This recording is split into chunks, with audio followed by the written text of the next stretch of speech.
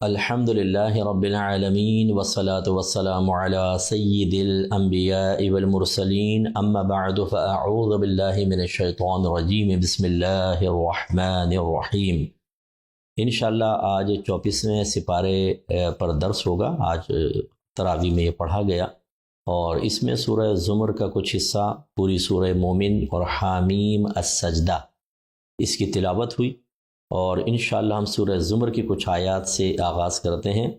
36ویں اور 37ویں آیت میں اللہ تعالیٰ ارشاد فرماتا ہے کہ وَمَن يُضْلِلِ اللَّهُ فَمَا لَهُ مِنْ هَادٍ وَمَن يَهْدِ اللَّهُ فَمَا لَهُ مِن مُضِلٍّ أَلَيْسَ اللَّهُ بِعَزِيزٍ ذِي انتقام۔ اور جسے اللہ تبارک و تعالی گمراہ کرے تو نہیں ہے اس کے لیے کوئی ہدایت دینے والا، اور جسے اللہ تبارک و تعالی ہدایت دے تو نہیں ہے اس کے لیے کوئی گمراہ کرنے والا۔ پھر اللہ تعالیٰ سوال فرماتا ہے کہ کیا نہیں ہے اللہ تعالیٰ غالب، انتقام لینے والا؟ تو اس میں دو چیزیں ہیں۔ ایک تو اللہ نے گمراہی کی نسبت اپنی طرف کی کہ جسے اللہ گمراہ کر دے اسے کوئی ہدایت دینے والا نہیں ہے۔ اس سے یہ نتیجہ نہ نکالا جائے کہ اللہ تعالیٰ کسی کو گمراہی پر لگا دیتا ہے اور اس کی آخرت یقیناً پھر برباد ہوگی۔ تو اس کا مطلب یہ ہوا کہ جس کو اللہ نے گمراہی پر لگا دیا تو وہ تو مجبور محض ہوا، پھر وہ کیسے بچے گا؟ یہ اس کا مطلب نہیں ہوتا۔ اس کا مطلب دو مطالب ہو سکتے ہیں۔ ایک تو یہ کہ اللہ تبارک و تعالی جس کے لیے گمراہی کے اسباب کو آسان کر دے، یعنی ان اسباب سے گمراہ ہونا آسان ہو۔ کبھی کبھی اللہ تعالیٰ اپنی تائید غیبی کو ہٹا لیتا ہے اور اس شخص کو اس کے اختیار پر چھوڑتا ہے، یعنی نفس اور شیطان، دنیا، مخلوق، چاروں چیزیں اس کی طرف متوجہ ہو جاتی ہیں۔ اب اسے اختیار تو ہوتا ہے کہ وہ ہدایت کو اختیار کرے، گمراہی کو، نیکی بدی، اچھا برا، کفر اسلام، لیکن چونکہ اللہ تعالیٰ کی خصوصی رحمت اس کی طرف متوجہ نہیں ہوتی ہے تو پھر انسان، آپ کو پتہ ہے کہ وہ قصور اور نقائص سے بھرا ہوا ہے، تو پھر وہ اپنی عقل کے تابع ہو کر، جو ویسی تعلیم شرع سے بالکل ناواقف ہوتی ہے اور اس کی روشنی اس کے پاس نہیں ہوتی ہے، اور نفس و شیطان سے مغلوب ہوتے ہوئے اور دنیا اور مخلوق کی طرف متوجہ ہونے کی بنا پر گمراہی کا راستہ اختیار کر لیتا ہے۔ اس کو اللہ نے اپنی طرف منسوب کیا کہ جس کو اللہ گمراہ کر دے، یعنی اس کے لیے گمراہی کے اسباب آسان کر دے۔ اور ایک دوسرا اس کا مفہوم یہ ہے کہ جو میں نے پہلے بھی تقدیر کے مسئلے میں آپ کو ذکر کیا تھا کہ اللہ تبارک و تعالی نے لوح محفوظ پر سب لکھوا دیا۔ اس میں یہ بھی لکھوا دیا کہ کون کفر پہ مرے گا اور کون اسلام پر مرے گا، لیکن اس لکھوانے کی وجہ سے ہم مجبور نہیں ہوئے، بلکہ یوں ہوا کہ اللہ تبارک و تعالی نے جس بندے کو پیدا کرنا تھا، مخلوق کو پیدا کرنا تھا، اپنے علم سے جانا کہ وہ کیا کرنے والا ہے، کیونکہ اللہ کا علم وسیع، وہ ہمارے اعتبار سے ہمارے ماضی کو بھی جانتا ہے، حال کو بھی جانتا ہے اور مستقبل کو بھی جانتا ہے۔ اللہ تعالیٰ کے لیے کوئی ماضی نہیں ہوتا، زمانہ ہمارے لیے ہے، اللہ کے لیے نہیں ہے، کیونکہ چاند اور سورج کی گردش جو ہے وہ زمانے بناتی ہے، دن ہوتے ہیں، اس سے سال ہوتے ہیں، یہ گھنٹے، منٹ، پھر صدیاں بنتی ہیں، تو یہ ہمارے حق میں ہوتی ہیں، اللہ کے لیے نہیں۔ اس لیے میں نے نسبت کی کہ ہمارے اعتبار سے جو ہمارا ماضی ہے، حال، مستقبل، اللہ سب جانتا ہے۔ یعنی ابھی مخلوق کو پیدا بھی نہیں کیا اور اللہ تعالیٰ ایک ایک بندے کے بارے میں جانتا ہے کہ اس کا نام کیا ہوگا، کب پیدا ہوگا، کیا کیا عمل کرے گا۔ تو یوں اللہ نے اپنے علم سے جانا کہ ایک شخص آخری وقت میں اپنے قدرت و اختیار سے کفر اختیار کر کے مر رہا ہے تو لکھوا دیا کہ یہ کافر مرے گا، اور ایک شخص کے آخر کو دیکھا، علم سے جانا کہ وہ اسلام پر مر رہا ہے، یا کافر تھا مسلمان ہو گیا اور پھر اسلام پر مرا، تو اللہ نے لکھوا دیا کہ یہ مسلمان مرے گا۔ اس کا مطلب ہے کہ جو انہیں کرنا تھا وہ لکھوایا، لکھوا کے ان کو مجبور محض نہیں کیا۔ تو اس آیت کا مفہوم کیا ہوگا کہ جس کو اللہ تبارک و تعالی گمراہ کرے اسے کوئی ہدایت دینے والا نہیں ہے۔ مراد یہ ہے کہ اللہ نے اپنے علم سے جانا کہ کس کس کے لیے اسباب گمراہی آسان ہونے کی بنا پر اس نے کفر کو اختیار کیا، تو اللہ تعالیٰ نے لکھوا دیا کہ وہ کافر مرے گا۔ اور جب وہ کافر مرے گا تو کیا ایسا ہو سکتا ہے کہ دنیا میں کوئی اس کو ہدایت دے کر مسلمان کر دے؟ یقیناً نہیں۔ اگر ایسا ہو جاتا تو پھر اللہ تعالیٰ کے علم کا نقص ظاہر ہوتا کہ اللہ نے تو اپنے علم سے جانا تھا کہ وہ کفر میں مر گیا، لیکن خود اللہ کا علم غلط ثابت ہوا کیونکہ ہدایت والا آدمی مل گیا یا ہدایت اسے ملی، مسلمانوں کے مرا۔ تو یہ تو اللہ کے علم کا نقص ہے، اور اللہ کا علم ناقص نہیں ہوتا ہے۔ لہٰذا بالکل ہر چیز اپنی جگہ پر آ گئی۔ ہم انگلی نہیں اٹھا سکتے معاذ اللہ کہ جی یہ تو اس لیے کفر پہ مرا کہ اللہ نے اس کو گمراہ کر دیا تھا۔ نہیں، اسباب گمراہی آسان کیے تھے، عقل، ہدایت دینے والے سب اللہ نے اس کو عطا فرمائی تھی، اختیار نہیں کیا تو اس کا قصور ہے۔ اور دوسرا یہ کہ اللہ کا علم بالکل کامل ہوتا ہے، جو اللہ نے لکھوا دیا وہ ہمارے قدرت و اختیار سے اخروی انجام کو خود اختیار کرنے کی بنا پر تھا، لہذا اللہ پہ کوئی کچھ انگلی نہیں اٹھا سکتا، اللہ تعالیٰ کی طرف کوئی برائی کی نسبت نہیں کر سکتا، اور اللہ کا علم کی پختگی ظاہر ہو گئی کہ اللہ تعالیٰ جانتا ہے کہ کون دنیا میں کیا کیا کرے گا اور کس حالت میں دنیا سے رخصت ہوگا۔ اب خلاصہ کلام کیا ہوا کہ ہمیں ڈرنا چاہیے، خوفزدہ ہو جانا چاہیے اس بنا پر کہ ہمارے لیے اللہ کے علم میں کیا تھا۔ اگر میں ایک عالم ہوں، مفتی ہوں، میں دین کا کام کر رہا ہوں، اگر میں کتابیں لکھتا ہوں، لوگوں کو ہدایت دیتا ہوں، عالم اور مفتی بناتا ہوں، تو کیا اس بات کی گارنٹی ہوگی میرے حق میں کہ میں مسلمان ہی مروں گا؟ نہیں۔ رحمت کونین صلی اللہ علیہ وسلم فرماتے ہیں کہ بعض اوقات بندہ نیک عمل کرتا ہے اور صرف جنت سے ایک قدم کے فاصلے پر رہ جاتا ہے، تو اللہ تعالیٰ کا لکھا ہوا اس کے سامنے آتا ہے اور وہ کافر ہو کے مر جاتا ہے۔ اور ایک شخص جہنمیوں والے عمل کر رہا ہوتا ہے اور جہنم سے ایک قدم کے فاصلے پر رہتا ہے کہ اللہ کا لکھا ہوا اپنے درمیان میں آ جاتا ہے اور وہ مسلمان ہو کے مرتا ہے۔ اس کی وضاحت تو آپ ماشاءاللہ سمجھ گئے ہوں گے کہ اللہ کا لکھا ہوا سامنے آنے کا مطلب کیا ہے۔ اللہ کے علم میں تھا کہ پہلا والا کافر ہو کے مرے گا، دوسرا مسلمان ہو کے مرے گا۔ اب بظاہر ایک مسلمان ساری زندگی اچھے عمل کر رہا ہوتا ہے، لیکن اللہ کے علم میں ہے کہ انجام اس کا کیا ہوگا۔ ہو سکتا ہے آخری وقت میں خدا نخواستہ وہ کوئی کفر اختیار کر کے مر جائے، وہاں لکھوایا ہوا کفر ہے۔ اس کا مطلب یہ ہوا اللہ کے لکھوانے سے تو نہیں ہوا نا، اللہ نے تو اس کو قدرت و اختیار دیا تھا، تب اللہ نے اپنے علم سے جان کر لکھا۔ تو بس یہ ذہن میں رکھیے گا کہ جو سرکار نے فرمایا کہ اللہ کا لکھا ہوا درمیان میں آ جاتا ہے، اس کا مطلب کیا ہے کہ وہ علم الہی میں یہی ہے کہ یہ کافر ہو کے مرے گا، تو مسلمان کیسے ہو سکتا تھا؟ یہ مسلمان کیسے مرے گا؟ اس کا مطلب یہ ہوا کہ اگر آپ اور میں نیک عمل کر رہے ہیں، جس سے میں نے اپنی کچھ مثال دی، آپ عام مثالیں لے لیں۔ اگر کوئی شخص ہے مسلمان گھرانے میں پیدا ہوا، نام بھی مسلمانوں والا ہے، نمازیں پڑھتا ہے، روزہ، حج، زکوٰۃ، قربانیاں کر رہا ہے، صدقات کر رہا ہے، لیکن اسے اور مجھے بھی اور ہمارے تمام علماء کو، اہل علم کو ڈرنا چاہیے کہ اللہ کے علم میں ہمارے لیے کیا ہے۔ خدا نخواستہ ایسا تو نہیں کہ آخری ٹائم میں کہ کفر ہمارے لیے بہت ہی متاثر کن ہو جائے، اس میں اٹریکشن پیدا ہو جائے، بڑا ہی وہ میں مطلب اچھا محسوس ہو، لذیذ محسوس ہو، اور ہم اس میں خدا نخواستہ مبتلا ہو جائیں۔ اب میرے بھائی بہن جو سن رہا ہوں کہیں گے لا حول ولا قوت صاحب، یہ کیسے ہو سکتا ہے کہ ہم کفر کی طرف مائل ہو جائیں؟ جی بالکل، ہماری عقل یہی کہتی ہے، اور اللہ ہمیں ایسا ہی رکھے، کفر سے دور رکھے، لیکن جب یہ چیزیں متوجہ ہوتی ہیں نا تو نفس مغلوب ہو جاتا ہے۔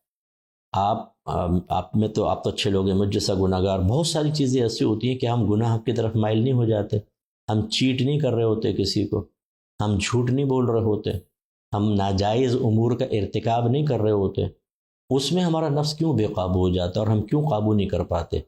اگر اتنا ہی غلبہ ہوتا نفس کے اوپر تو کوئی بھی خرابی نہ ہوتی۔ تو جو غلبہ نفس یہاں نظر نہیں آ رہا، اللہ نہ کرے اگر کفر کے اندر چاشنی محسوس ہوئی، اٹریکشن محسوس ہوئی، تو ہو سکتا ہے کہ وہاں بھی نفس غالب آ کے ہمیں کفر میں مبتلا کر دے۔ اس لیے ڈرتے رہنا چاہیے، اور اسی طرح کسی کافر کو حقیر نہ سمجھیں اس کی زندگی میں۔ آخرت میں تو مرنے کے بعد تو حقارت ہے ہی ہے، وہ تو کوئی مسئلہ نہیں ہے۔ زندگی میں یوں نہ کہ میں مسلمان ہوں، تم کافر ہو، تم تو جہنم میں جاؤ گے، نہیں۔ اللہ کے علم میں کیا ہے، ہو سکتا ہے اللہ اس کو توفیق ہدایت دے، وہ مسلمان ہو کے مر جائے۔ اس لیے اپنے بارے میں عجب و خود پسندی میں مبتلا نہ ہوں۔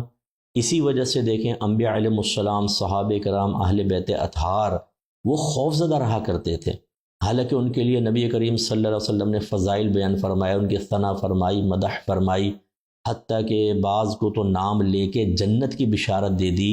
قرآن میں اللہ نے ان کے فضائل بیان فرمائے، اس کے باوجود ان کے خوف کا عالم کہ وہ ڈرتے تھے اپنے انجام کے سلسلے میں۔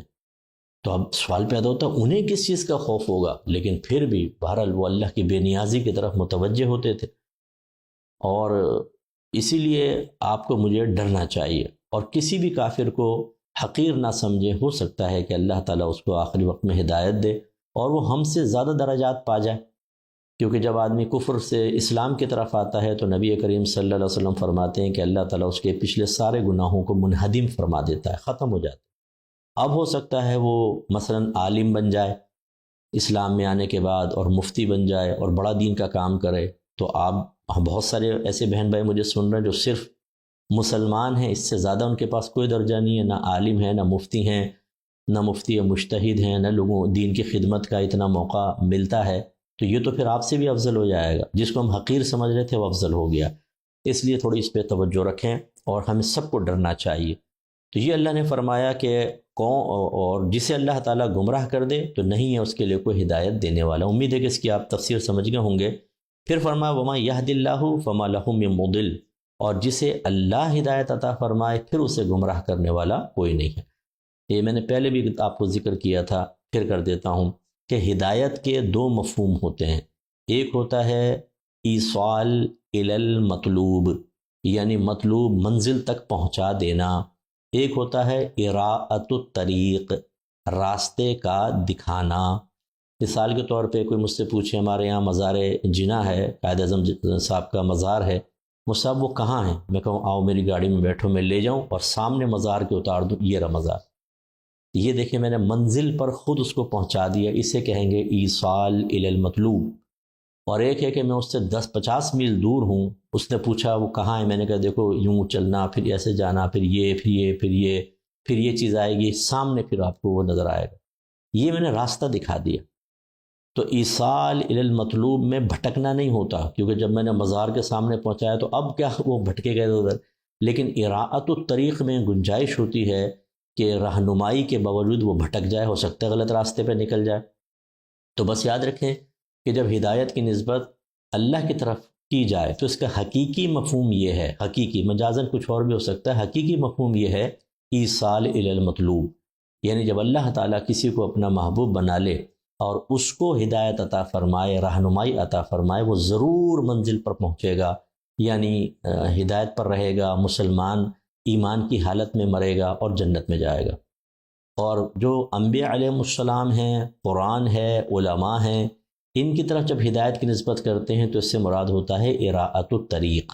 یہ راستہ دکھانے کے لیے آتے ہیں، لہٰذا راستہ دکھا دیا، اب کوئی اس پہ صحیح نہ چلے اور گمراہ ہو جائے تو یہ پاسبل ہے کہ ایسا ہو جائے. تو لہٰذا اب اگر نبی کریم صلی اللہ علیہ وسلم نے تبلیغ فرمائی اور کوئی ایمان لے کر نہیں آیا، صحابہ کرام نے کوششیں کیں، اس زمانے میں بہت سے لوگ ایمان نہ لائے، علماء نصیحتیں کرتے ہیں، لوگ ہدایت قبول نہیں کر رہے، کوئی پیر کامل ہیں، صاحب علم، صاحب تقوی، ہدایت کا فریضہ سر انجام دے رہے ہیں، لیکن مرید ہی باعمل نہ بنے، تو یاد رکھیے کہ یہ حضرات سب بری الذمہ ہیں، کیونکہ ان کا کام تھا یہ اراءۃ الطریق. ان کا کام ایصال الی المطلوب نہیں تھا کہ منزل تک پہنچا دینا، منزل تک پہنچانا اللہ کا کام ہے. تو بس اب اللہ تعالیٰ جو یہ بیان فرما رہا ہے کہ جسے اللہ ہدایت دے اسے کوئی گمراہ کرنے والا نہیں ہے. اس کا مطلب کیا ہے کہ اللہ تعالیٰ نے جس کو منزل مقصود پر پہنچا دیا، اس کا ارادہ رکھا، تو پھر کون نفس درمیان میں آ سکتا ہے، نہ شیطان آ سکتا ہے، نہ مخلوق اس کو روک سکتی ہے، نہ دنیا کی رنگینیاں اسے اپنی طرف کھینچ سکتی ہے. وہ ضرور انشاءاللہ جنت میں ہی جائے گا. پھر اللہ نے سوال فرمایا کہ اللہ تعالیٰ غالب انتقام والا نہیں ہے، یعنی ہر چیز پر غالب ہے، کوئی اس کو مغلوب نہیں کر سکتا، اور ذو انتقام ہے. ذو انتقام کا مطلب، انتقام والا کا مطلب کہ وہ گمراہ کو چھوڑے گا نہیں، وہ کافروں کو چھوڑے گا نہیں، وہ بہترین بدلہ لینے والا ہے. تو اس لیے ہمیں اللہ سے خوف زدہ رہنا چاہیے، اس اعتبار سے کہ اللہ تعالیٰ چاہے تو بہت سخت ہمارے ساتھ معاملہ فرما سکتا ہے. اس کے بعد جو ہے وہ آیت نمبر 49 ہے. اللہ تعالیٰ نے فرمایا فَإِذَا مَسَّ الْإِنسَانُ ضُرٌّ دَعَانَا، پس جب چھوتی ہے انسان کو کوئی تکلیف، کوئی ضرر، کوئی مشکل، دعانا تو وہ ہم سے دعا مانگتا ہے، ہماری طرف متوجہ ہو جاتا ہے. ثم اذا خولناہ نعمتا منا، پھر جب ہم اس کو عطا کرتے ہیں کوئی نعمت اپنی طرف سے، قالا تو وہ یہ کہتا ہے کہ انما اوتیتہ علی علم، کہ یہ نعمت تو محض مجھے دی گئی ہے میرے ایک علم کی وجہ سے۔ اللہ تعالیٰ فرماتا ہے بل ہی فتنۃ، بلکہ یہ تو اس کے لیے ایک آزمائش تھی، ولکن اکثرہم لا یعلمون، اور لیکن ان میں سے اکثر نہیں جانتے ہیں۔ ویسے تو یہ کافر شخص کی صفت بیان کی گئی ہے، انسان سے مراد کافر انسان ہے، لیکن مسلمان کو سوچنا چاہیے کہ کیا ہمارے اندر کوئی وصف کفر تو موجود نہیں، کوئی کفر کی مطلب گندی عادت تو ہمارے اندر نہیں آ گئی ہے۔ تو اب یہ ذرا غور کیجئے کہ جب مشکل آتی ہے تو اللہ کی طرف رجوع کرتا ہے، کہ پھر تو یہ کہتا ہے کہ اللہ تعالیٰ میری مشکل کو دور کر دے، تو اب کمال کہاں گیا آپ کا؟ اگر آپ بہت ہی صاحب علم ہیں، بڑے باکمال ہیں، آپ کی عقل بڑی کامل ہے، تو دور کر دو نا اس کو، بھائی کرو ذرا۔ تو پھر وہ عاجزی اختیار کر لیتا ہے اور کہتا ہے کہ واقعی مجھ سے نہیں ہو رہا، اب وہ اللہ کی طرف رجوع کرتا ہے۔ یہ تو اچھی بات ہے، یہاں تک تو اچھی بات ہے کہ ٹھیک ہے، لیکن جو اللہ نے موازنہ فرمایا کہ مصیبت آئے تو اللہ کی طرف آئے، اور جب نعمت ملے اور وہ بھی اللہ کی طرف سے ہی، تو وہ اللہ کی طرف نسبت نہ کرے، بلکہ کہے یہ تو میرے علم کی وجہ سے مجھے دیا گیا، یعنی میرا کمال ہے۔ بس یہی چیز وہ بہت ضروری ہے، اور اس کو اللہ نے فرمایا کہ یہ ایک آزمائش ہے۔ تو اس سے نتیجہ یہ نکلا کہ جب آپ کو مجھے کوئی کمال حاصل ہوتا ہے، کمال دو طرح کے ہوتے ہیں، ایک ایسا جو گاڈ گفٹڈ ہوتا ہے، اس میں حقیقتاً ہمارا کوئی کمال نہیں۔ ایک بچہ ایک کروڑ پتی ارب پتی کے گھر میں پیدا ہوتا ہے، اس بچے کا کیا کمال تھا مجھے یہ بتائیے؟ اللہ چاہتا تو جھگیوں والے کے اندر گھر میں پیدا کر دیتا، اس نے کروڑ پتی میں پیدا کیا، کیا کمال؟ ایک شخص سے جو بڑا خوبصورت ہے، ہماری کوئی بہن ہے بہت ہی خوبصورت ہیں، گوری رنگت ہے، اس میں ہمارا کیا کمال ہے بھائی؟ یہ تو اللہ تعالیٰ نے کیا ہے۔ ایسی بات بڑے ذہین و فطین ہوتے ہیں، اس میں ہمارا کیا کمال؟ یہ گاڈ گفٹڈ ہوتا ہے۔ اسی طریقے سے کسی خاص چیز میں مہارت اللہ تعالیٰ دے دیتا ہے، یہ بھی اللہ کا کمال ہوتا ہے، اور یعنی اللہ کی کرم سے ہوا، ہمارا تو اس میں کچھ بھی نہیں ہے۔ اور ایک ہوتا ہے کہ انسان محنت کرتا ہے، کوئی کھیلتا ہے کودتا ہے عروج تک پہنچ جاتا ہے، بہت زیادہ اسٹڈی کرتا ہے تو پھر کتابیں لکھنے کے قابل ہوتا ہے، یا اپنی فیلڈ کا ماہر ہو جاتا ہے۔ اسی طریقے سے ایکسرسائزز وغیرہ کرتا ہے تو باڈی بلڈر بن جاتا ہے، ریسلر بن جاتا ہے، باکسر بن جاتا ہے، فرض کر لیں کچھ بھی، تو یہ اس میں وہ کہہ سکتے ہیں کہ اس کے کسب کا بھی دخل ہے۔ لیکن یاد رکھیں سب کا سب کس کا کمال ہے؟ اللہ تعالیٰ کا۔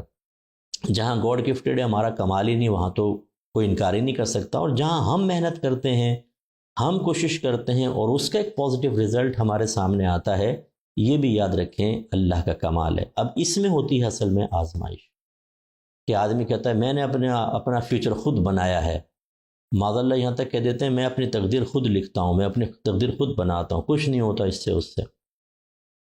اگر اللہ تعالیٰ آپ کو ذہن نہ دیتا، کام بہت سارے آسان نہ کر دیتا، جب ہم فرض کر لیں کوئی ڈیل کر رہے ہوتے ہیں، یا ہم کوئی درخواست وغیرہ دائر کرتے ہیں، ٹینڈر وغیرہ کھلنے ہوتے ہیں، ہمیں مل جائے، تو اللہ تعالیٰ سامنے والوں کے دل میں خیال ڈالتا ہے مختلف چیزیں، تو وہ کرتے ہیں، ورنہ بہت سارے ایسے ہوتے ہیں جو ریجیکٹ ہو جاتے ہیں۔ انٹرویو بہت اچھا دیتے ہیں بچے، وہ ریجیکٹ ہو جاتے ہیں، جو ایسے دیتے ہیں وہ پاس ہو جاتے ہیں، یا سفارشیں درمیان میں آڑے آ جاتی ہیں اور ٹیلنٹڈ آدمی میرٹ بیس پر نہیں ہو سکتا، وہ پیچھے ہو جاتا ہے، اور ایسی اول جلول سے آگے آ جاتے ہیں۔ لیکن اللہ تعالیٰ نے سارے جو رکاوٹیں تھیں، مانعات تھے، وہ سب ہٹا دیے، موانع ہٹا دیے، اور اس کے لیے آسانی پیدا کی۔ اب یہ کہتا ہے یہ تو میرا کمال ہے، یہ ہوتا ہی غلط ہے۔ اچھا، ایک اور سپرلیٹو ڈگری ہے جو گاڈ گفٹڈ چیزیں اس میں اپنا کمال سمجھتے ہیں۔ اگر ایک بہن کے پہلا بیٹا ہوا، دوسرا بیٹا، تیسرا بیٹا، وہ کہتی ہے میرا کمال ہے۔ بھائی آپ کا کہاں سے کمال آیا؟ اللہ چاہتا آپ کو ساری بیٹیاں دیتا یا تھرڈ جینڈر دے دیتا، تو یہ تو اللہ کا شکر ادا کریں کہ اللہ تعالیٰ نے آپ کو بیٹوں کی نعمت سے نوازا۔ میں تو بچیوں کے بارے میں بھی کہتا ہوں اللہ بچیاں دے، تو پتہ نہیں یہ تو ہمارے زمانے جاہلیت کے اثرات ہیں ہمارے مسلمانوں پر، کہ بچی کی پیدائش پہ افسردہ ہو جاتے ہیں، یا کیا مبارکباد دیں، مٹھائی کا چھوٹا سا ڈبہ، ارے سب سے زیادہ خوشیاں مناؤ، یہ اللہ کی رحمت آپ کے گھر میں آئی ہے۔ بچی تو بہت پیاری چیز ہوتی ہے، بیٹیاں بہت اچھی چیز ہوتی ہیں، ان کی قدر کریں۔ تو لیکن بہرحال ہمارے ہاں چونکہ ہوتا ہے، اس لیے اسی مثال دی، 3 4 5 6 بیٹے ہو گئے، تو بھئی آپ کا کیا کمال ہے؟ اس میں بھی فخر کر رہی ہوتی ہیں۔ کسی کو اللہ نے خوبصورت بنایا، گوری رنگت دی، تو اس میں آپ کا کیا کمال تھا؟ اس پہ فخر کرنا، اس پہ مطلب یہ کہ دوسروں کو حقیر سمجھنا اور اس کو اپنا ذاتی کمال سمجھنا، یہ تو اور زیادہ احمقانہ حرکت ہے۔ اچھی طرح یاد رکھیں ہر کمال کی نسبت اللہ کی طرف کی جائے گی۔ تمام خوبیوں کا خالق بھی وہی ہے، اس کی تقسیم بھی وہی کرتا ہے، اور اللہ تعالیٰ کسی کے پاس اس کا دوام اور استمرار کو وہی قائم کرنے والا ہے۔ لہٰذا اس کو عجب و خود پسندی کہا جاتا ہے کہ کمال کی نسبت انسان اللہ کی طرف کرنا محبوب نہیں رکھتا، بلکہ چاہتا ہے اسے میری طرف منسوب کیا جائے۔ اس لیے ایسے لوگ میں سے باہر نہیں ہوتے، میں نے یہ کیا، ہم نے یہ کیا، ہم نے یہ کیا، ارے ہم نے محنت کی ہے تب یہ اتنا حاصل ہوا ہے۔ اگر آپ کی ٹانگیں توڑوا دیتا اللہ تعالیٰ شروع میں ہی، دونوں ٹانگیں کٹ جاتی ہیں آپ کی ایکسیڈنٹ میں، آپ کو کینسر ہو جاتا، پتہ نہیں چلتا، بڑے بڑے لوگ، مالدار لوگ، میں نے ارب پتی لوگوں کو دیکھا ہے کینسر میں مبتلا، اگر اللہ تعالیٰ آپ کو بیماری میں مبتلا کر دیتا تو کیا کر لیتے پھر آپ بتائیے؟ خواہ مخواہ کا یہ چیزیں۔ ہاں اگر کوئی ایسا ہے کہ وہ وہ یہ دل میں یا تو یہ سمجھتا ہے اور یقین ہے اس کو میرا اللہ نے کیا ہے تو ہوا، ورنہ نہیں، اب وہ کہتا ہے میں نے یہ محنت کی تو ایسا ہوا، کوئی بات نہیں، یہ برا نہیں ہے کہ اس کے دل میں کم از کم موجود ہے، لیکن افضل کیا ہے زبان پر بھی ہو کہ یہ سب میرے اللہ کا کمال ہے، میرا نہیں، بہرحال اللہ نے محنت کی توفیق دی، میں نے محنت کی، اللہ نے عطا فرمائی۔ یہ ہے صحیح طریقہ جو انبیاء علیہ السلام کا طریقہ ہے، صحابہ کرام، اہل بیت اطہار، جو اولیاء اعظام ہیں، وہ کمال کی نسبت اپنی طرف نہیں اپنے رب کی طرف کرتے ہیں۔ اس لیے میرے بھائی بہن جو مجھے سن رہے ہیں، خدا را ایسا نہ کریں، میں نے یہ کیا، ہم نے یہ کیا، ہم تو ایسا کرتے ہیں، 2 منٹ میں ہم اللہ نکال دے گا، 2 منٹ میں یہ میں ختم ہو جائے گی۔ ہم یا میں کہنا غلط نہیں ہوتا، میں بھی کئی دفعہ دیکھیں بیان کر رہا ہوں تو میں تو کہہ رہا ہوں نا، لیکن جو میں آپ کو سمجھانا چاہ رہا ہوں وہ یہ کہ اپنے آپ کو بڑا سمجھنا، اپنے تمام کمالات میں خود کو خود مختار سمجھنا، تمام محنتوں کو سمجھنا کہ اللہ کی توفیق نہیں میرے کرنے سے ہوا، یہ ہے غلط۔ اس وقت جو میں اور ہم ہیں، یہ غلط ہوتی ہے۔ اس لیے عادت بنا لیں کہ جس بھی کمال کی مثلا کوئی کہے بھائی بہت آپ ماشاءاللہ خوبصورت ہیں، یہ تو اللہ کا کمال ہے، ہمارا کیا کمال ہے؟ کچھ بھی نہیں بھائی، آپ نے ماشاءاللہ بڑی محنت کیا، آپ کو ڈگری مل گئی، یہ سب میرے اللہ کا کمال ہے، یہ محنت کی توفیق میں تو میرے رب نے دی تھی، میرا کوئی کمال نہیں۔ بہترین چیز ہے یہ، لیکن جو عجب و خود پسندی میں مبتلا ہے، ہم گارنٹی دیتے ہیں اس کو کہ کبھی اس کے زبان پہ جملے نہیں آ سکتے، وہ یا تو اپنی طرف ہی نسبت کرے گا، اللہ کی طرف نہیں، اور کوئی کرے بھی تو اس کو پسند نہیں کرے گا، کوئی کہے یار تم پہ اللہ کا بڑا کرم ہے، اللہ نے سب آسان کر دیا، وہ گھور کر دیکھے گا میرا کمال کہاں گیا۔ اور کبھی ایسا ہوتا ہے کہ اللہ کی طرف بھی کرتے ہیں لیکن یہ دل میں خواہش ہوتی ہے میری طرف بھی تو کرو، میری بھی کچھ سراہو۔ یہ دونوں چیزیں خطرناک، پہلی تو بالکل ہی غلط ہے، دوسری بھی خطرناک ہے کہ پہلی تک پہنچا سکتی ہے۔ بہترین طریقہ کیا ہے؟ کمال کی نسبت اپنی طرف نہ کرے اور یہ کہیں کہ بس میرے اللہ نے کیا، ہمارا کوئی کمال نہیں، کچھ بھی کمال نہیں ہے۔ سب سے بیسٹ وے یہی ہوتا ہے، تو اس لیے اس پہ توجہ کریں۔ اور اللہ نے فرمایا وَلَكِنَّ أَكْثَرَهُمْ لَا يَعْلَمُونَ، اور لیکن اکثر لوگ اس کو نہیں جانتے ہیں۔ اب دیکھیں نا، اللہ تو جانتا ہے نا کہ اکثر لوگ نہیں جانتے، ماننا پڑے گا۔ یہ اللہ نے اللہ کی ہر بات بالکل پرفیکٹ ہے کہ وہ علم والا ہے، وہ سب کچھ جانتا ہے، لوگوں کے قلبی احوال بھی، کہ ہم لوگ کمال کی نسبت اللہ کی طرف نہیں کرنے دینا چاہتے۔ مجھے مانو، میری تعریف کرو، یہ تھوڑا سا توجہ طلب چیز ہے۔ اس کے بعد 53 نمبر ایک آیت ہے اور بڑی معروف ہے۔ اللہ تعالیٰ فرماتا ہے قُلْ يَا عِبَادِيَ الَّذِينَ أَصْرَفُوا عَلَىٰ أَنفُسِهِمْ، اے حبیب آپ فرمائیے کہ اے میرے وہ بندو، یعنی گویا کہ اللہ کی طرف سے فرمائیے کہ اے میرے وہ بندو جنہوں نے اپنی جانوں پر اسراف کیا، لا تقنطوا من رحمت اللہ، تم مایوس نہ ہو اللہ کی رحمت سے، ان اللہ یغفر الذنوب جميعا، بے شک اللہ تبارک و تعالی بخش دے گا تمام گناہوں کو، انہ هو الغفور الرحیم، بے شک وہ ہی بخشنے والا مہربان ہے۔ تو اس میں اللہ تعالیٰ نے یہ آیت رحمت ہے اور ایک مایوسی سے باہر نکالنے کے لیے ہے کہ اگر کوئی بندہ گناہ کر کر کے بالکل مایوس ہو چکا ہے، جیسے جو عادی زانی ہوتے ہیں، سینکڑوں عورتوں سے زنا کر بیٹھا ہے، ساری زندگی چوری چکاری کی، ڈاکے مارے، لوگوں کے ساتھ فراڈ کیا، ان کا پیسہ کھا گئے، قتل ناحق جیسے ٹارگٹ کلرز ہوتے ہیں، ہزاروں لوگوں کو پیسے لے کے مار دیا ہے۔ اسی طریقے سے جو مسلسل ظلم کرنے والے ہیں لوگوں کے اوپر، ایک وقت آتا ہے کہ شدید قسم کا پچھتاوا ان پہ غالب آتا ہے اور یہ موت کے وقت آتا ہے۔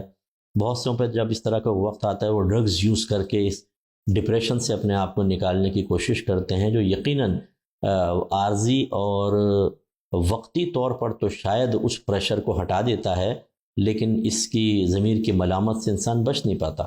تو ایک ٹائم آتا ہے کہ شیطان کہتا ہے تو نہیں بخشا جائے گا، اتنی شرابیں، اتنے قتل، اتنے فلاں، اتنی فلاں چیزیں تیری کہاں سے بخشش ہوگی؟ وہ کہتے ہیں ہاں یار باقی بالکل بات صحیح ہے، تو پھر کیا فائدہ اللہ کی طرف رجوع کرنے کا؟ تو بخشا تو جائے گا نہیں، اور گناہ کر لے۔ کہتے ہیں ہاں چلو ٹھیک ہے۔ ایسے لوگوں کے لیے اللہ نے بیان فرمایا کہ اے حبیب ان بندوں سے میری طرف سے کہیے کہ اے میرے بندو جنہوں نے اپنی جانوں پر اسراف کیا۔ اسراف کا مطلب جہاں پر اللہ تعالیٰ خرچ کرنے کا حکم نہیں دیتا وہاں خرچ کرنا۔ تو اس کا مطلب اپنی جانوں کو، اپنی توانائی کو اس جگہ پر خرچ کرنا جہاں منع کیا گیا تھا، وہی گناہ کرنا اور لوگوں کے حقوق تلف کرنا۔ جنہوں نے اپنی جانوں پر ظلم کر لیا تو وہ اللہ کی رحمت سے مایوس نہ ہوں، بے شک اللہ تعالیٰ تمام گناہوں کو بخش دے گا۔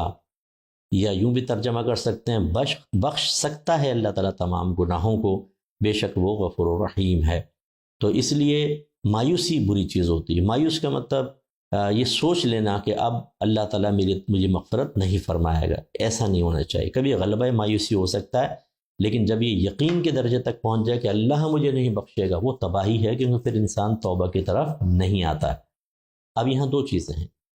ایک چیز تو یہ کہ جب اللہ نے یہ فرما دیا تو کیا اتنا کافی ہے کہ وہ گناہ بخش دے گا، اس کے اندر کرتے رہو گناہ؟ نو، یہ تو مقصود نہیں ہے۔ مقصود یہ ہے کہ اللہ کی رحمت سے مایوس نہ ہو، اب وہ طریقہ اختیار کرو جس سے تمہارے گناہ بخشے جائیں، تو اللہ تعالیٰ بخش دے گا۔ اب کیا ہے مطلب؟ توبہ کر لو۔ تو میری یہ کتاب آپ پڑھیے گا، قرب الہی بیسٹ بک ہے، عجب و خود پسندی قلبی احوال کے لیے بہت اچھی ہے، اور اس کے علاوہ توبہ کے بیسٹ چیپٹر ہے اس کے اندر کہ ہمیں کس طرح توبہ کرنی چاہیے، اور اس میں 10 نصیحتیں جو لکھی ہیں وہ بھی پڑھ کر دیکھیں کہ توبہ کے ساتھ ساتھ ہمیں کن امور کا خیال رکھنا ہوتا ہے۔ اس کا مطلب مایوس مت ہو، اگر ہم سے بھی بہت زیادہ گناہ ہو گئے آئیے اللہ تعالیٰ بخش دے گا، توبہ کریں۔ تو ایک تو یہ ہے۔ دوسرا یہ ہے وہی کہ مایوسی کی دلدل سے باہر نکالنا، تاکہ آدمی سلسلہ گناہ تو روکے، اس خیال کے تحت تو گناہ نہ کرے کہ اب تو میں بخشا نہیں جاؤں گا، اب جو چاہے کر لو، چلو 100 گناہ کیے مرنا ہی ہے، 50 اور کر لو۔ نو، اگر 100 اینٹیں سر کے اوپر ہیں اور کوئی کہے 50 اور رکھو، اور چاہو تو پہلے 100 اتار دو پھر 50 رکھو، تو وہ احمق ہی ہوگا جو کہے گا کہ نہیں یہ 100 سر پہ رہیں 50 اور رکھ دو، جب 50 رکھنی ہے تو 100 کے رکھنے کا علیحدہ ہٹانے کا کیا فائدہ؟ ارے یار 100 کے بوجھ سے تو بچو۔ اور اللہ تعالیٰ بڑا کریم ہے، ہو سکتا ہے آپ کو اگلے گناہ کا موقع ہی نہ ملے تو توبہ کریں۔ اور اس مقصد کے لیے آیات نہیں ہوتی ہے کہ گناہ گاروں کو گناہوں پر دلیر کرنا، جیسے ہمارے مسلمان بھائی بہنوں نے بعض اوقات ایسا کیا ہوا ہے، علم نہیں سیکھیں گے، عبادت اختیار کر لیں گے، حج عمرے پہ نکل جائیں گے، علم کچھ بھی نہیں ہے، نہ سیکھا ہے نہ کوئی۔ کبھی ایسا نہیں کریں گے کہ ڈرائیونگ کرنے بیٹھ جائیں چاہے ڈرائیونگ نہ سیکھی ہو، روڈ پہ گاڑی لے کے نکل جائیں، کبھی بھی نہیں نکلیں گے، نہیں یہ ایکسیڈنٹ ہو جائے گا، لائسنس کینسل ہو جائے گا، جیل میں چلے جائیں گے۔ ماشاءاللہ ایسا ہونا بھی چاہیے، بالکل صحیح سوچ ہے، لیکن جب عبادت اختیار کریں تو پھر کچھ بھی نہ سیکھو اور کود جاؤ عبادت کے اندر، اور پھر اس کو آ کے کیش بھی کرو گے، ہم تو عمرے کر کے آئیں، لوگ پوروں کے ہاتھ ڈالیں، واہ واہ کریں، حج کر کے آئیں، جی حاجی صاحب ساتھ میں لکھ لیا، حجن لکھ لیا، اور لوگ دعوتیں کریں، سب کچھ کریں، اپنے عمل کو یہیں کیش کر دیں۔ علم دین نہیں ہوتا، اس ساری بیماریاں ہوتی ہیں، وہاں چلے گا۔ اچھا اب اگر جب ان کو کہا جاتا ہے جیسے حج عمرے پہ یہ آپ نے غلطی کر لی، اس پہ دم لازم ہوتا ہے، او بھائی اللہ تعالیٰ کے بڑی رحمت ہے، وہ معاف فرما دے گا۔ گناہ کر رہے ہیں انہیں عذاب سے ڈرائیں، قبر سے کہتے ہیں ہمیں نہ ڈراؤ، اللہ تعالیٰ بڑا رحیم و کریم ہے، وہ کرم فرما دے گا۔ یہ جو اللہ کی رحمت کا جھوٹا یقین رکھ کر، جھوٹا یقین کہتا ہوں میں اس کو، وہ بھی میں ثابت کرتا ہوں، جھوٹا یقین رکھ کر گناہوں پر دلیل اختیار کرنا، یہ نبیوں کا طریقہ نہیں ہے، یہ صالحین کا طریقہ نہیں، یہ جاہلوں کا اور شیطان سے بالکل مغلوب ہو جانے والوں کا طریقہ ہے۔ اور ایسے لوگوں کے لیے میں کہتا ہوں تمہیں اللہ کا بڑا یقین ہے نا، رحمت کا بہت یقین ہے کہ ارے جی ہم جتنے مرضی گناہ کریں اللہ بخش دے گا، ہمیں بڑا کامل یقین ہے، ہمیں نہ ڈراؤ، ٹھیک ہے۔ میں آپ سے کویسچن کرتا ہوں کہ آپ کی والدہ کیا آپ چاہیں گی کہ آپ بھوکے مریں، آپ کے بیوی بچے بھوکے مریں؟ یقیناً نہیں۔ اور اگر فرض کر لیں آپ پر بھوک غالب ہو اور والدہ کے پاس کھانا ہو، بتاؤ تمہیں دے گی کہ نہیں؟ آپ کہیں گے بالکل دے گی۔ تو بس جب آپ کو اللہ کی رحمت کا یقین ہے تو یاد رکھیں کہ اللہ کی رحمت تو کروڑوں ماؤں سے زیادہ ہے۔ اب آپ ایسا کریں کہ اپنے بیوی بچوں کو کمرے میں بند کر کے اندر سے کنڈی بلکہ باہر سے تالا لگوا کے چابی گٹر میں پھینکوا دیں، اور اس کے بعد اللہ کی رحمت کا یقین رکھیں کہ وہ آپ کو غیب سے کھانا عطا فرمائے گا، پانی عطا فرمائے گا۔ کریں آپ کبھی بھی نہیں کریں گے۔ کیوں نہیں کریں گے؟ بھائی اللہ تو بڑا رحیم و کریم، ماں سے زیادہ مہربان ہے، تو وہ تو دے گا۔ جب ماں قدرت رکھتے ہوئے تمہیں بھوکا نہیں مارے گی تو اللہ کیسے مارے گا؟ نہیں وہ صاحب پاگل ہو گئے ہیں، کیسی باتیں کرتے ہیں، کوشش تو کرنی پڑتی ہے۔ اس کا مطلب یہ ہوا کہ اس معاملے میں اللہ کی رحمت کے یقین کے باوجود آپ کو یہ شعور حاصل ہے کہ کوشش تو کرنی پڑے گی۔ تو دینی معاملے میں آپ کو کس نے یہ ذہن بنا دیا کہ اللہ کی رحمت کا یقین رکھ کر آپ نیک اعمال نہ کریں اور گناہوں پہ دلیر ہو جائیں اور اللہ بخش دے گا؟ یاد رکھیں، توبہ کی جو فضیلتیں ہیں یا رحمت کی آیات، وہ اس لیے نازل نہیں ہوئے کہ گناہ گاروں کو گناہوں پر دلیر کر دیا جائے، بلکہ اس لیے تاکہ صرف مایوسی کے دلدل سے باہر آئیں اور اس طرز عمل کو اختیار کریں کہ جس کے بعد وہ گناہوں سے پاک ہو سکیں، جو سب سے بیسٹ توبہ کا طریقہ ہوتا ہے۔ لہٰذا ان چیزوں کو اپنے ذہن میں رکھیں۔ اس کے بعد سورہ مومن ہے، اس کی سورہ مومن کی آیت نمبر 7 سے 9 یہ میں آپ کی خدمت میں ذکر کرتا ہوں، پھر ہم درس کو اختتام کی طرف لے کر آئیں گے۔ اللہ تعالیٰ فرماتا ہے کہ الذین یحملون العرش، بے شک اللہ تعالیٰ فرماتا ہے وہ فرشتے جو اٹھائے ہوئے ہیں عرش کو۔ عرش جو ہے ایک تخت کی طرح ہے، سمجھ لیں، جو 7 آسمانوں کے اوپر ہے۔ ومن حولہ، اور وہ فرشتے جو اس کے ارد گرد ہیں، یسبحون بحمد ربہم، وہ تسبیح بیان کرتے ہیں اپنے رب کی حمد کے ساتھ۔ یہ ایک غیبی خبر ہے، دیکھیں، جو اللہ نے عطا فرمائی۔ ان فرشتوں کو نہ آپ دیکھ سکتے ہیں، نہ اس کی ان کی آواز سن سکتے ہیں، نہ ان کو سونگھ کر محسوس کر سکتے ہیں، نہ چکھ کر، نہ چھو کر، نہ کوئی آپ کے پاس آلہ ہے کہ آپ اس آلے کے ذریعے یعنی عقل کے ذریعے ان کو جان لیں، بلکہ صرف یہ اللہ کے اس کے رسول کے خبر دینے سے ہمیں چیز حاصل ہوئی، اور اسی کا نام ہوتا ہے غیب۔ اس کا مطلب ہے جب ہم نے اللہ کی عطا سے جان لیا تو یہ دعویٰ بالکل ٹھیک ہوگا کہ آپ کے پاس بھی علم غیب ہے، میرے پاس بھی ہے، لیکن اس کو علم غیب عطائی کہتے ہیں، ذاتی نہیں کہ اللہ کی عطا سے ہے۔ علم غیب ذاتی یعنی جو کسی کا دیا ہوا نہ ہو، از خود ہو، وہ اللہ کی شان ہے، اس کے علم کی شان ہے کہ اسے کسی نے نہیں دیا۔ لیکن مخلوق، میں، آپ اور پھر انبیاء علیہ السلام، ان کو اللہ تعالیٰ عطا فرماتا ہے، تو ان کے پاس بھی علم غیب ہوتا ہے اور وہ عطائی کہلاتا ہے۔ اب بعض کہتے ہیں جب مخلوق کو دے دیا گیا تو غیب کہاں رہا، وہ تو ظاہر ہو گیا، تو پھر اس کا مطلب مخلوق کے پاس تو غیب ہے ہی نہیں۔ میں دائرہ ادب میں رہ کے کویسچن کرتا ہوں، بتائیں اللہ کے پاس علم غیب ہے یا نہیں؟ کہیں گے ہیں، تو بتائیں اللہ پہ کون سی چیز پوشیدہ ہے؟ اگر مجھ پر کوئی چیز پوشیدہ رہے تبھی غیب رہے گی، اور میں جان جاؤں تو غیب نہ رہے، تو پھر اللہ کے لیے غیب کیسے ثابت ہوگا؟ اس پہ تو کوئی چیز پوشیدہ ہے ہی نہیں۔ اب بتائیں، جواب دیں ذرا اس۔ یہ جو کہتے ہیں نا کہ نہیں مخلوق، یہ جو اس طرح بات کہتے ہیں کہ نبی کو اگر غیب کی خبر دے دی جائے، غیب بتا دیا جائے تو غیب کہاں رہا، اس سے کویسچن کیجیے گا انشاءاللہ، پھر جو جواب دے وہ مجھے بھی بتائیے گا آپ۔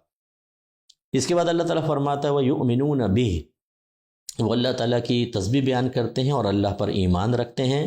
اور تیسرا کام کیا کرتے ہیں؟ وَيَسْتَغْفِرُونَ لِلَّذِينَ آمَنُوا، اور وہ ان لوگوں کے لیے اللہ سے مغفرت طلب کرتے ہیں جو صاحب ایمان ہیں، یعنی جو میرے مسلمان بھائی بہن مجھے سن رہے ہیں، آپ کے لیے، میرے لیے وہ فرشتے دعا کرتے ہیں۔ اور یاد رکھیں، فرشتے وہی کام کرتے ہیں جس کا اللہ انہیں حکم دیتا ہے، اپنے پاس سے کچھ نہیں کرتے وہ۔ اس کا مطلب ہے اللہ نے مقرر کر دیا ان کو کہ مسلسل میرے بندوں کے لیے، صاحب ایمان بندوں کے لیے دعائے بخشش و مغفرت کرو۔ اور جب اللہ تعالیٰ نے مقرر کیا کہ تم استغفار کرو، تو اس لیے ان کو کہا کہ تمہارا استغفار میں رد کرتا جاؤں گا اور ان کے حق میں قبول نہیں کروں گا۔ اللہ کے رحمت سے چیز بعید ہے۔ اس کا مطلب ہے کہ مومنین کے لیے مغفرت کے دروازے کھلے ہوئے ہیں۔ اب یہ الگ بات ہے کہ ہم ایسے لوگ ہیں کہ اللہ تعالیٰ، مغفرت کا مطلب ہوتا ہے سابقہ گناہوں کی بخشش، کہ وہ سابقہ گناہ بخشے بھی جائیں، پھر ہم کوئی حرکتیں ایسی کر دیں اور خدا نخواستہ کفر میں مبتلا ہو جائیں تو بہت خطرناک چیز ہے۔ تو بہرحال یہ آیات اپنے مقام پر، اور گناہوں سے بچنے کا جو مطالبہ ہے وہ اپنے مقام پر، لیکن بڑی سعادت کی بات ہے، یہ کافر کو حق حاصل نہیں ہے، مسلمانوں کو ہے۔ تو اس پہ بھی فخر کریں، خوش ہوں کہ اللہ تیرا شکر ہے کہ تو نے ہمیں مومن مسلمان بنایا۔ پھر وہ یہ دعا اس طرح کہتے ہیں، ربنا وسعت کل شیء رحمتا وعلما، اے ہمارے رب، تو نے گھیر رکھا ہے ہر شے کو رحمت اور علم کے اعتبار سے، یعنی کوئی چیز تیری رحمت سے باہر نہیں ہے، کوئی چیز تیرے علم سے باہر نہیں ہے۔ فاغفر للذین تابوا، پس تو مغفرت فرما دے ان لوگوں کے لیے جنہوں نے توبہ کی۔ اب اگر اس کو تفسیر ماقبل کے لیے مان لیں تو مومنین کے لیے وہ دعائیں مغفرت کرتے ہیں، اور کون سے مومنین؟ جو توبہ کر لیتے ہیں، گناہوں سے توبہ کرتے ہیں، ان کے لیے۔ اور کن کے لیے؟ وَاتَّبَعُوا سَبِيلَكَ، اور وہ جو چلتے ہیں، اتباع کرتے ہیں تیرے راستے کی، یعنی نبیوں کے راستے پہ چلتے ہیں، صحابہ کرام، اہل بیت اطہار، علماء کو فالو کرتے ہیں وہ لوگ۔ اور پھر وہ دعا کرتے ہیں وَقِهِمْ عَذَابَ الْجَحِيمِ، اے اللہ انہیں دوزخ کے عذاب سے بچا لے۔ رَبَّنَا وَأَدْخِلْهُمْ جَنَّاتِ عَدْنٍ الَّتِي وَعَدتَّهُمْ، اے ہمارے رب اور داخل کر دے تو انہیں ایسے باغات میں جو ہمیشہ رہنے والے ہیں، بسنے والے باغات، وہ باغات جن کا تو نے ان سے وعدہ کیا ہے۔ وَمَنْ صَلَحَ مِنْ آبَائِهِمْ وَأَزْوَاجِهِمْ وَذُرِّيَّاتِهِمْ، تو اللہ تعالیٰ انہیں بھی داخل کر دے اور ان کو بھی جو ان کے آباء و اجداد میں سے نیک لوگ تھے، یعنی مومن فوت ہو گئے اور نیک تھے، پرہیزگار تھے، اور ان کی بیویوں کو بھی اور ان کے بچوں کو بھی۔ یہ نص صریح ہے اس بات پر، کیونکہ یہ دعا انشاءاللہ قبول ہوگی کہ جب کوئی آدمی جنت میں جائے گا تو ان کے بچے اور بیوی اور ان کے آباء و اجداد بھی انشاءاللہ اگر مسلمان ہیں جنت میں جائیں گے تو اللہ ان کو ساتھ رکھے گا، جدا جدا نہیں کرے گا، ورنہ تو جدائی کی تکلیف۔ تو اس لیے اگرچہ ان کے درجے اتنے نہ ہوں، ان کے نیک اعمال اتنے نہ ہوں، لیکن اللہ تعالیٰ ساتھ کرے گا۔ انک انت العزیز الحکیم، بے شک تو ہی غالب حکمت والا ہے۔ پھر وہ دعا کرتے ہیں کہ وقہم السیئات، اے اللہ انہیں گناہوں سے بچا لے۔ دیکھیں فرشتے ہمارے لیے دعا کر رہے ہیں۔ ومن تق السیئات یومئذ فقد رحمتہ، اور جو محفوظ رہا برائیوں سے اس دن، یعنی قیامت کے دن ثابت ہو گیا کہ برائیوں سے بچتا رہا ہے، تو بے شک تو رحم فرمائے گا اس پر۔ وَذَلِكَ هُوَ الْفَوْزُ الْعَظِيمُ، اور یہی بڑی کامیابی ہے۔ تو میں تمام پیرنٹس سے گزارش کرتا ہوں، خاص طور پہ میں بھی باپ ہوں، میں بھی اس پہ غور کروں گا، آپ سب سے میری گزارش ہے کہ یہ طرز ہوتا ہے دعا کا، اپنے بعد والوں کے لیے اگر غور کریں، اور اپنے اطراف کے مسلمانوں کے لیے ہر ایک اس کو اختیار کرے، کیونکہ یہ مقام مدح میں اللہ نے ذکر فرمایا کہ ہم دعا کریں اللہ تعالیٰ ہمارے مومن بھائیوں بہنوں پر اپنی رحمت نازل فرما، انہیں، ان کے آباء و اجداد کو، ان کی بیویوں کو، ان کے بچوں کو جنت میں داخلہ عطا فرما۔ اے اللہ ہمیں بھی ہماری اولاد کو گناہوں سے بچا، ان کو نیک عمل کی توفیق عطا فرما۔ اے اللہ ان کو توبہ کی توفیق دے دے، اور بروز قیامت انہیں گناہوں سے پاک و صاف رکھنا، اپنی رحمت ان پر نازل فرما دینا۔ ایسے دعائیں کرنی چاہیے، اور اچھی اچھی دعائیں، انشاءاللہ بڑی برکت ہوگی۔ 21ویں 22ویں آیت بھی لے لیتے ہیں۔ اللہ تعالیٰ فرماتا ہے اولم یسیروا فی الارض فینظروا کیف کان عاقبۃ الذین کانوا من قبلہم کانوا هم اشد منهم قوة وآثارا فی الارض فاخذهم اللہ بذنوبہم وما كان لهم من اللہ من واق۔ پہلے یہاں تک دیکھیں، اللہ تعالیٰ فرماتا ہے، یہ 21ویں آیت ہے سورہ مومن کی۔ اللہ تعالیٰ نے کفار قریش کے بارے میں فرمایا، کیا وہ زمین میں چلتے پھرتے نہیں ہیں؟ تو وہ نظر کریں، دیکھیں کہ کیسے انجام ہوا ان لوگوں کا جو ان سے پہلے تھے۔ وہ ان کفار قریش سے قوت کے اعتبار سے اور زمین میں ملکیت اور نشان، مکانات وغیرہ زمینوں کے اعتبار سے زیادہ طاقت رکھنے والے تھے۔ پھر پکڑ لیا انہیں اللہ تعالیٰ نے ان کے گناہوں کے سبب، یعنی عذاب میں گرفت کر لیا، اور نہیں تھا ان کے لیے اللہ تعالیٰ کی طرف سے کوئی بچانے والا، یعنی اللہ کے علاوہ اور کوئی بچانے والا ان کو نہ ملا، اور وہ تباہ و برباد ہو گئے۔ تو یہ کفار قریش کو کیوں دعوت دی جا رہی ہے کہ کفر اختیار نہ کرو، آؤ اسلام کی طرف؟ جنہوں نے کفر اختیار کیا وہ تباہ و برباد ہوئے۔ ان کے پاس عقلیں بھی تھیں، جسم بھی تھا، افرادی قوت بھی تھی، سورسز بھی تھیں، انہوں نے بڑے بڑے مکان، غاروں کے اندر، پہاڑوں میں غاریں بنائی ہوئی تھیں، مضبوط ترین، کے زلزلے سے بھی نہ تباہ ہوں اور خارجی جتنے اثرات ہیں ان سے بھی محفوظ رہیں، لیکن اللہ تعالیٰ کی گرفت سے نہ بچ سکے اپنے گناہوں کے سبب۔ گناہ میں سب سے بڑا گناہ جو تھا وہ ان کا کفر و شرک تھا، اور پھر دیگر چیزیں بھی تھیں، تو وہ تباہ ہوئے، انہوں نے اپنے نبیوں کا کہنا نہ مانا۔ تو میں اپنے تمام مسلمان بھائی بہنوں سے کہتا ہوں کہ ہمیں درس عبرت حاصل نہیں کرنا چاہیے ان آیات سے کہ اللہ نے ہمارے نبی کو بھیجا۔ الحمدللہ، فرق یہ ہے کہ وہ کفار تھے، ہم مسلمان ہیں، لیکن ایک چیز کے اندر ذرا سی مماثلت سی ہو گئی ہے، وہ اس اعتبار سے کہ انہوں نے بھی نبیوں کا کہنا نہ مانا، ہم بھی اپنے نبی کے کہنا ماننے کے لیے تیار نہیں۔ وہ ہو سکتا ہے کہ مکمل طور پہ دور رہے، لیکن ہم مکمل طور پر نہیں، کچھ کہنا مان لیتے ہیں، لیکن بہرحال جان بوجھ کر نافرمانیاں کر رہے ہوتے ہیں۔ کہ ہم نماز نہیں چھوڑ رہے، کہ ہم روزے نہیں چھوڑ رہے۔ ہم میں سے کتنوں نے فرض علوم سیکھے ہوئے بتائیں؟ فرض کا مطلب یہ ہے کہ اس کو سیکھنا لازم ہے، چاہے آپ کو ضرورت ہو یا نہ ہو، سیکھنا لازم ہے۔ لیکن کتنے ہم لوگوں نے سیکھا ہے؟ کتنے ہم لوگ گناہ سے بچتے ہیں؟ دیکھیے ذرا غور کر لیں، یعنی اپنے نبی کا کہنا ماننے کے لیے تیار نہیں ہے۔ غلامی رسول میں موت بھی قبول ہے، جو ہونا عشق مصطفیٰ تو زندگی فضول ہے۔ یہ شعر پڑھ رہے ہیں، لیکن کھوکھلے شعر ہیں کہ نبی کے عشق کے نعرے لگا رہے ہیں، غلامی محمد کے دعوے ہیں، لیکن اپنے آقا کا کہنا ماننے کے لیے غلام تیار نہیں ہے۔ ایسا غلام سرکش کہلاتا ہے، بے ادب کہلاتا ہے، نافرمان غلام کہلاتا ہے۔ اور اگر نبی کی طرف نسبت کر کے کہیں معذرت کے ساتھ تو ناراض مت ہوئیے گا، بدبخت غلام کہلاتا ہے کہ جو جان بوجھ کر اپنے نبی کے حکم کو ٹال رہا ہو۔ تو اس پر ہم غور کیوں نہیں کرتے؟ اسی طریقے سے جو بھی مالدار ہے، آپ غور کریں، آپ سے زیادہ مالدار اور کوئی بھی ہے، جو بھی آپ میں طاقتور ہے، آپ سے زیادہ طاقتور موجود ہے، جو حسن و جمال پر نازاں ہیں، آپ سے زیادہ حسن و جمال دنیا میں موجود، کس چیز کی عجب و خود پسندی ہے؟ تو یہ اللہ نے سمجھایا کہ یہ اپنے موجودہ چیزوں کے اوپر اعتماد کر کے قرآن حدیث اللہ رسول سے دور نہ ہو کہ میرا تو کچھ نہیں ہو سکتا۔ دیکھ لیں جو جن کا ہوا، آج قبرستان جائیں، 6 فٹ لمبے چوڑے پہلوان نہیں مرتے، باکسر نہیں مرتے، یہ آپ سے کہیں زیادہ سینکڑوں گنا طاقت رکھتے ہیں، لیکن دیکھیں مٹی کے اندر پڑے ہوئے ہیں اور ان کے جسموں کو کھا گئی ہے، کیڑے مکوڑے کھا گئے ہیں، اور اگر یہ کافر مرے ہیں تو عذاب در عذاب۔ اس لیے ڈرنا چاہیے مجھے بھی اور آپ کو بھی ڈرنا چاہیے کہ کس چیز کی عجب و خود پسندی ہمارے اندر، ایسا ہرگز نہیں ہونا چاہیے۔ پھر اللہ تعالیٰ نے ان کی وجہ بیان فرمائی جو میں کہہ ہی چکا ہوں، اور اللہ نے یہاں بیان فرمائی ذَلِكَ بِأَنَّهُمْ كَانَتْ تَأْتِيهِمْ رُسُلُهُمْ بِالْبَيِّنَاتِ فَكَفَرُوا فَأَخَذَهُمُ اللَّهُ۔ اور یہ اس سبب سے ہوا کہ آئے تھے ان کے پاس ان کے رسول واضح نشانیوں کے ساتھ، یعنی کتابیں بھی لائے، معجزات دکھائے، اپنی ایک بعمل زندگی دکھائی، لیکن فَكَفَرُوا، پھر انہوں نے ان کا انکار کیا تو پکڑ لیا انہیں اللہ تعالیٰ نے۔ إِنَّهُ قَوِيٌّ شَدِيدُ الْعِقَابِ، بے شک وہ قوی ہے، طاقتور ہے اللہ تعالیٰ، اور شدید عذاب دینے والا ہے۔ تو لہٰذا گزارش یہ ہے کہ ہم سب کو غور کرنا چاہیے، پچھلی قوموں کی ہلاکت پر غور کریں۔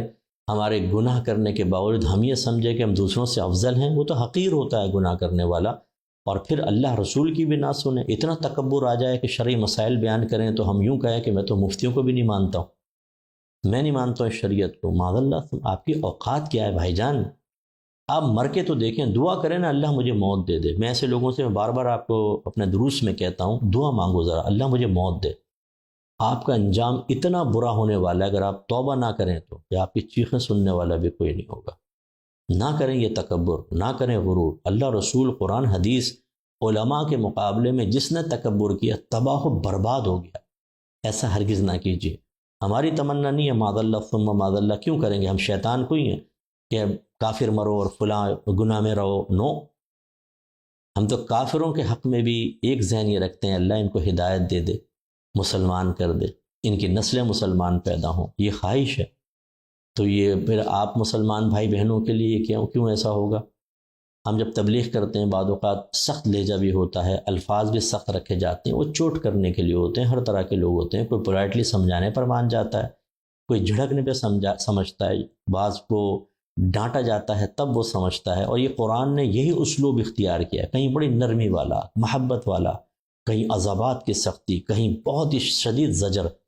اور میرے آقا صلی اللہ علیہ وسلم کے تبلیغ دین کے اندر بھی آپ یہ تمام امور ملاحظہ کریں گے، یہ کوئی اجنبی چیزیں نہیں ہیں۔ تو اللہ تعالیٰ سے دعا ہے کہ اللہ تعالیٰ ہمیں سمجھنے کی توفیق عطا فرمائے۔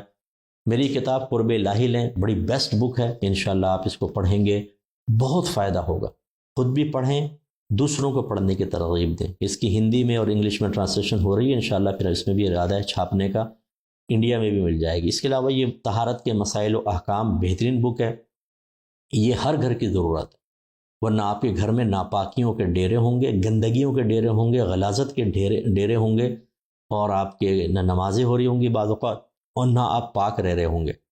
اور اس سے نحوستیں پیدا ہوتی ہیں گھر کے اندر، حقیقتاً بے برکتی پیدا ہوتی۔ یہ کتاب لیں، ایک دفعہ پڑھیں ضرور، چاہے آپ کو طہارت کے مسائل آتے ہوں، اپنے بھائی کی بات مان کے دفعہ لے لیں، اس لیے نہیں کہ میں نے لکھی ہے، فائدہ ہوگا۔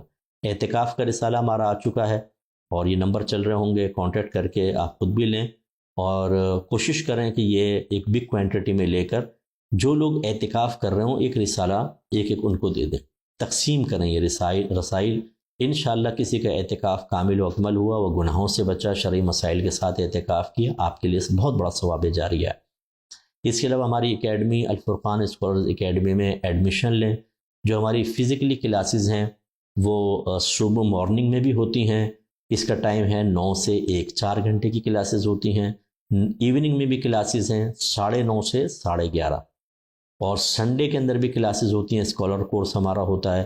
جو فزیکلی کلاسز ان کے بارے میں عرض کر رہا ہوں، 2 سے 5 3 گھنٹے کی کلاس ہوتی ہے، اور ایک مارننگ میں ہوتی ہے 10 to 1، 10 11 12 10 سے سٹارٹ ہوتی ہے، 11 سے 1 تک رہتی ہے وہ، اس میں بھی آپ ایڈمیشن لے سکتے ہیں۔ عربک لینگویج کی کلاسز فزیکلی طور پہ ہوتی ہیں، اس میں بھی آپ آ سکتے ہیں۔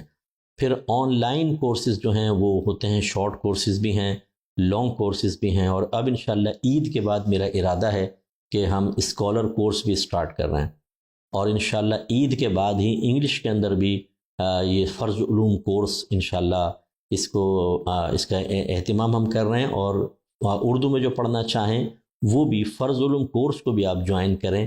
اس کے کچھ لیولز ہیں، ہم نے کچھ لیولز بنائے ہوئے ہیں، پہلے بیسکس پڑھاتے ہیں، پھر اس سے ذرا ہائی، پھر اس سے ہائی اسٹینڈرڈ کی چیزیں، اور انشاءاللہ پھر آپ فرض علوم کورس بہت اچھا سیکھ سکتے ہیں۔ اور میری درسی کتابیں ہیں جو انشاءاللہ دارالعلوم میں پڑھائی جا رہی ہیں، سلیبس میں داخل ہیں، اور اب انڈیا میں بھی انشاءاللہ اس دفعہ رمضان میں چھپیں گی، آپ لیجئے، دوسروں کو بھی ترغیب دیجئے۔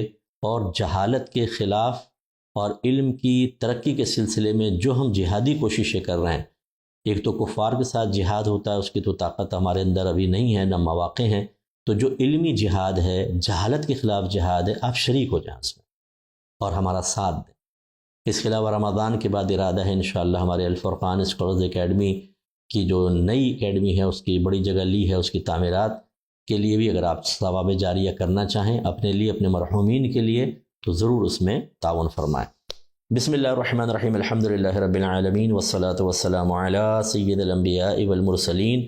مالک و مولا، ہم نے جو کچھ سنا اس پر عمل پیرا ہونے کی توفیق عطا فرما۔ جتنے بھائی بہن ہمارے ساتھ دعا میں شریک ہوئے، سب کی بخشش و مغفرت فرما دے۔ اے اللہ، سب کو نیک بنا دے، پرہیزگار بنا دے، سابقہ گناہوں پر توبہ کی توفیق اور اس پر استقامت بھی عطا فرما دے۔